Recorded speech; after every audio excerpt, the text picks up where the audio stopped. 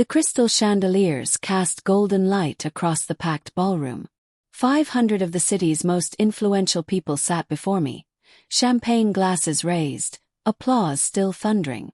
I was wrapping up my keynote speech at the annual charity gala, the event I'd single-handedly organized and secured $3.2 million in donations for. "Thank you for believing in our mission," I concluded, my voice steady and confident. That's when my phone vibrated against my palm. One notification. I almost ignored it, but something made me glance down. The text was from Diana, my executive director. "You're terminated. Security will escort you out tomorrow." Smiling face with smiling eyes. For a heartbeat, the world stopped. 500 faces stared up at me expectantly. The irony was perfect. She'd chosen this moment, my moment of triumph, to deliver her poison. But Diana had made one critical mistake. She'd given me an audience. Smiled calm as ice. "Ladies and gentlemen, I just received an interesting message." I held up my phone to the microphone. "My boss just texted me. You're terminated. Security will escort you out tomorrow," complete with a smiley face emoji. The silence was deafening.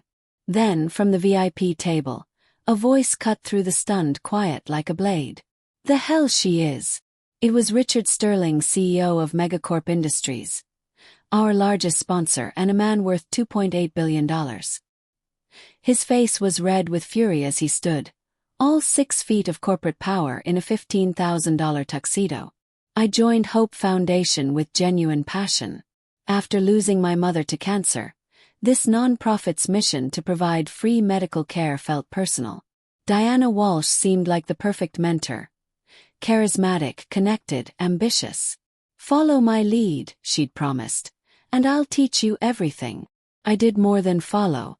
I revolutionized their outdated systems, created digital campaigns that tripled donations, and personally secured the Megacorp partnership that became our lifeline. While Diana took credit publicly, I stayed focused on the mission. But power corrupts, and Diana's insecurity grew with every success I delivered. She started excluding me from board meetings, editing my proposals beyond recognition, and spreading whispers about my aggressive ambition.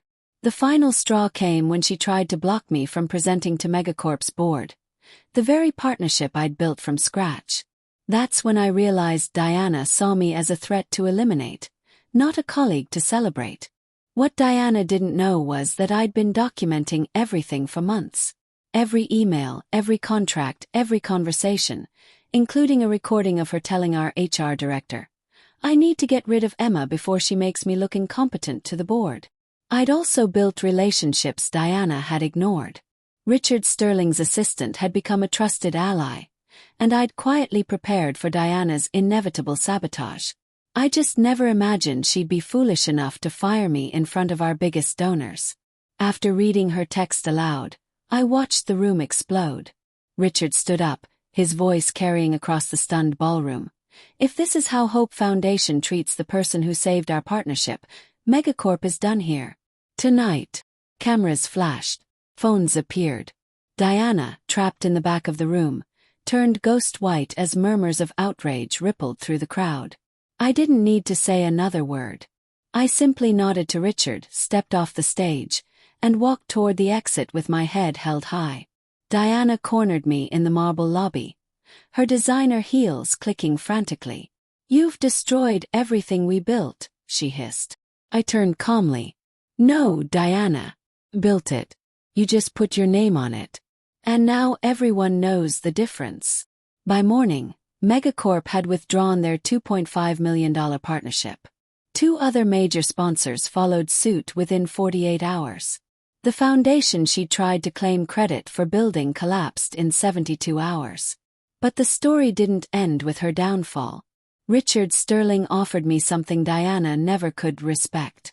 Within a week, I was heading Megacorp's new $50 million charitable foundation, with triple my old salary and complete autonomy. Now I run my own team of passionate changemakers.